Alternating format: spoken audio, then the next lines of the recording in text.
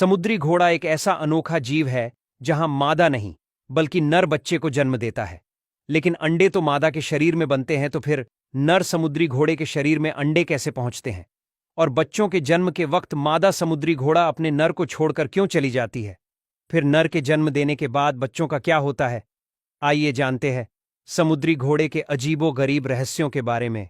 समुद्री घोड़ा एक ऐसा जीव है जिसमें दांत और पेट नहीं होता, इसलिए इनका भोजन बहुत जल्दी से शरीर से बाहर निकल जाता है और वे ज्यादा पोषण ग्रहण नहीं कर पाते, जिसके चलते उन्हें हर दिन कम से कम 30 बार भोजन करना पड़ता है।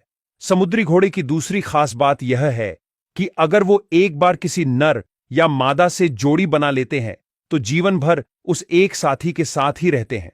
जब दोनों में से कोई एक साथी मर जाता है तब कुछ समुद्री घोड़े अपने साथी के बिना नहीं रह पाते और धीरे धीरे भोजन कम करने लगते हैं और कम ऊर्जा के चलते वह मर जाते हैं।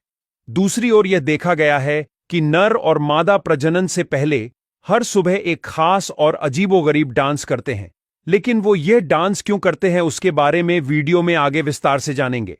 समुद्री घोड़े के शरीर में हड्डियां नहीं होती, लेकिन उसका शरीर अंदर से एक मजबूत प्लेट से बना होता है और यह प्लेट्स पूरी तरह से इंटरलॉक्ड होती हैं, जिससे उसका शरीर एक कवच की तरह मजबूत बनता है।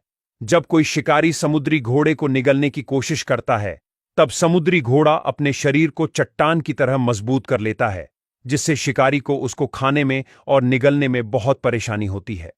समुद्री घोड़े के लिए अपनी पूंछ ही अपने हाथ जैसा कार्य करती है। जब समुद्री धाराएं तेज होती हैं तो वे अपनी पूंछ को समुद्री पौधों से लपेटकर खुद को सुरक्षित रखते हैं।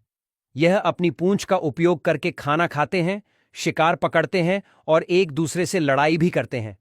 और सबसे खास बात, मादा और नर समुद्री घोड़े प्यार जताने के लिए अपनी पूंछ आपस में लपेटते हैं। यह उनके लिए एक दूसरे के हाथ पकड़ने जैसा होता है।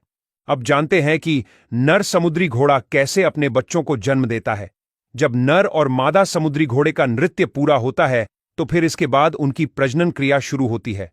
नर समुद्री घोड़े के पास पेट की जगह पर एक ब्रूड पाउच नाम की थैली जैसी संरचना होती है।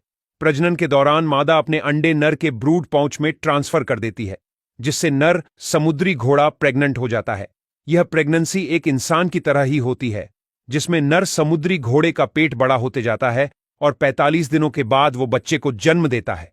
जन्म के दौरान नर अपनी मांसपेशियों को बार बार सिकोड़ता है, जिससे बच्चे पानी के तेज झटके के साथ बाहर निकलते हैं।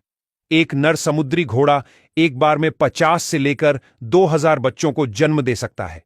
जन्म लेने के बाद बच्चे तुरंत स्वतंत्र हो जाते हैं और अपने खुद के दम पर अपना जीवन शुरू करते हैं, लेकिन यह बच्चों में से तकरीबन 1% बच्चे ही जीवित रह पाते हैं और बाकी के बच्चे मर जाते हैं या किसी का शिकार हो जाते हैं।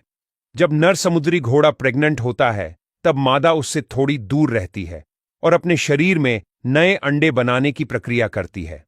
जब नर बच्चों को जन्म दे देता है फिर उसके बाद नर और मादा तुरंत दूसरे नृत्य के लिए तैयार होते हैं और इस बार नृत्य एक दिन से भी छोटा होता है और उसके बाद फिर दोबारा मादा नर के ब्रूड पाउच में अंडे देती है।